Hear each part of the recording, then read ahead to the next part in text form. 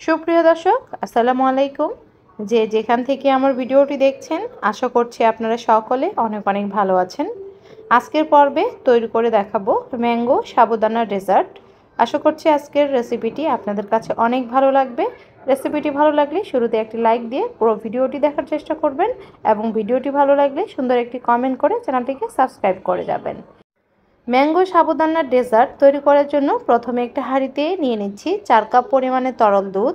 চাইলে আপনারা গুঁড়া দুধ দিয়েও এই ডেজার্টটা তৈরি করে নিতে পারবেন। এরপরে দিয়ে দিচ্ছি হাফ কাপ পরিমাণে সাবুদানা। তো সাবুদানাটাকে আমি রান্না করে নিয়েছি, দেখতে পাচ্ছেন সাবুদানা সেদ্ধ হওয়ার পর দেখতে ঠিক এরকমটা লাগবে। এরপরে অ্যাড করে দিচ্ছি হাফ কাপ পরিমাণে চিনি আর দিয়ে দিচ্ছি 1/4 কাপ পরিমাণ গুঁড়া দুধ। অবশ্যই গুঁড়া দুধ অ্যাড করবেন, এতে করে কিন্তু এই ডেজার্টটার টেস্ট অনেক গুণ বেড়ে যায়। এরপরে দিয়ে দিচ্ছি 1 চা চামচ পরিমাণ কাস্টার্ড পাউডার। অল্প একটু নর্মাল পানি দিয়ে মিক্স করে তারপরে অ্যাড করে নিচ্ছি। এই সময় চুলার ফ্লেমটা একেবারে লো করে রাখতে হবে আর অনবরত নাড়াচাড়া করতে হবে।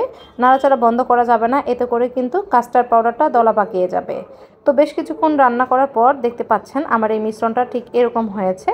এর চেয়ে আর বেশি ঘন করব না, কারণ এই মিশ্রণটি নামানোর পর যখন ঠান্ডা হবে তখন কিন্তু এটা আরও বেশি ঘন হয়ে যাবে। তো আমার এটা রান্না হয়ে গেছে, আমি চুলা থেকে নামিয়ে নিয়েছি, দেখতে পাচ্ছেন। এখন আমি কিছুটা নর্মাল করে নেব। এরপরে আমি এখানে কিছু ফ্রুট অ্যাড করছি, দেখতে পাচ্ছেন আমি কিউব করে কেটে আম দিয়ে দিচ্ছি, সাথে দিয়ে দিচ্ছি আমি কলা। এরপরে আমি দিয়ে দিচ্ছি কাঠবাদাম কুচি। তো সবগুলো উপকরণ আবারও ভালোভাবে মিক্স করে আমি এখন নর্মাল ফ্রিজে রেখে দিব 1.5-2 ঘন্টার জন্য। কারণ ডেজার্ট জাতীয় যত খাবার এগুলো কিন্তু ঠান্ডা ঠান্ডা খেতেই ভালো লাগে। তো অবশ্যই ঠান্ডা করে তারপরে পরিবেশন করে নেবেন। তো প্রায় 1-1.5 ঘন্টা পর আমি ফ্রিজ থেকে বের করে নিয়েছি, এখন আমি আপনাদের পরিবেশন করে দেখাচ্ছি।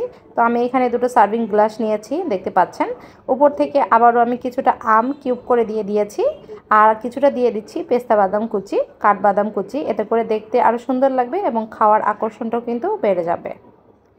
তো তৈরি হয়ে গেল আমার ম্যাঙ্গো সাবুদানার ডেজার্ট। চাইলে আপনারা ইচ্ছে মতো যে কোনো ফ্রুট অ্যাড করতে পারেন। বর্তমান সিজনালি যেহেতু আম, যার কারণে আমি আম অ্যাড করেছি, খেতে কিন্তু খুবই ভালো লাগে। তো এই ছিল আজকের রেসিপি। যারা কষ্ট করে এতক্ষণ আমার সাথে ছিলেন সবাইকে ধন্যবাদ জানিয়ে আজকের মতো এখানে বিদায় নিচ্ছি।